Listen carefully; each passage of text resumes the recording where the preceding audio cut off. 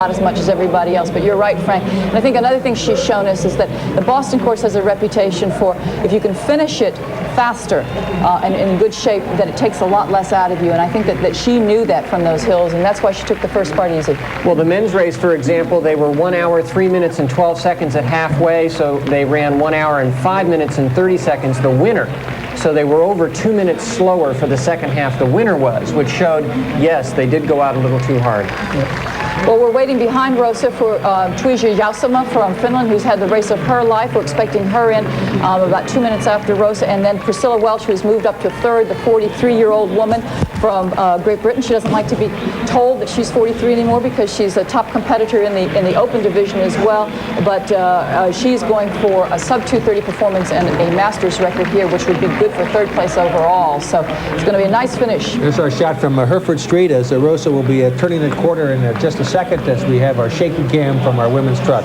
One of the great things I love about women's marathon running is that we can see women like this coming out and dominating the sport.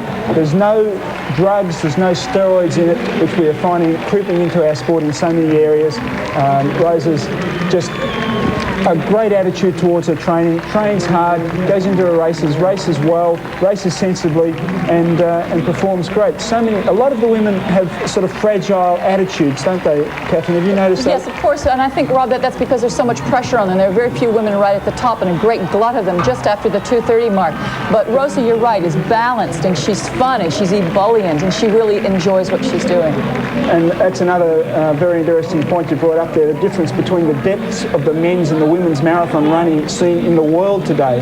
We've seen today in the men's race a group of nearly 30 runners up there for a lot of the race, whittling down slowly, and Hussein coming out and beating Steve Jones, Jeff Smith, champion runners, and really dominating the race. In the women's, once again, the favourite really comes through, and she was a clear favourite going into the race, and there are only really a few other women who would really give her a race in the world today. Of course, women's marathon running relatively new. The first time was in the Olympic Games since 1984. Rosa, being from Portugal, pioneers the sport in a country that traditionally isn't known for women athletes. It's going to be interesting in 4 or 5 years when we get women from the African nations out running, where socially it's not yet been acceptable, but it will be.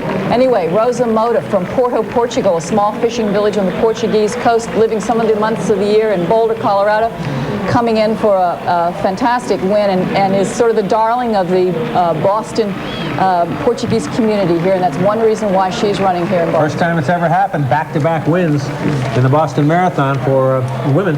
Well, and that's saying something too. And again, let's watch out for this young woman in the Seoul Olympic Games, because this is just a stepping stone on the way. So Gomez there just in front of her? Yes.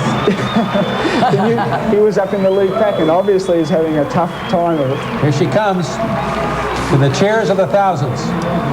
Time to beat is 2:25.21, and she's going to do it by just about a minute. Big smile on her face too.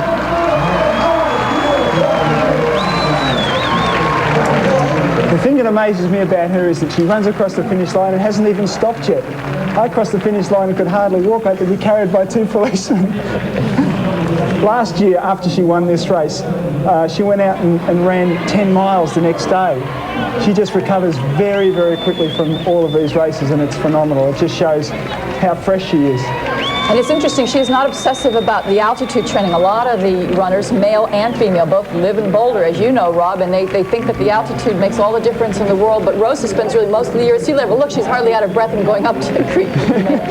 Frank Smith of the BAA congratulating Rosa Mota, Boston Mayor Raymond Flynn, his wife Kathy,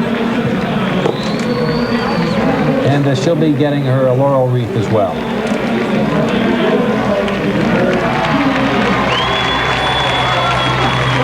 Course record 2:22, and her finish is 2:24. She said she wasn't going to go after the course record. She just wanted to run the best race she could. Of course, she broke her own course record here. The men's finish, of course, the closest ever in Boston history. A 1 second difference between Hussein and a Kangut 2:08.42 as opposed to 2:08.43. So we have seen history made today. First on the women's side by Rosa Mota, winning back-to-back Boston Marathons, the first ever to do that from a women's standpoint. And for the men, it was the closest finish ever in the 92-year history of the Boston Marathon. Rosa's one of the sorts of athletes that loves to put things back into the sport.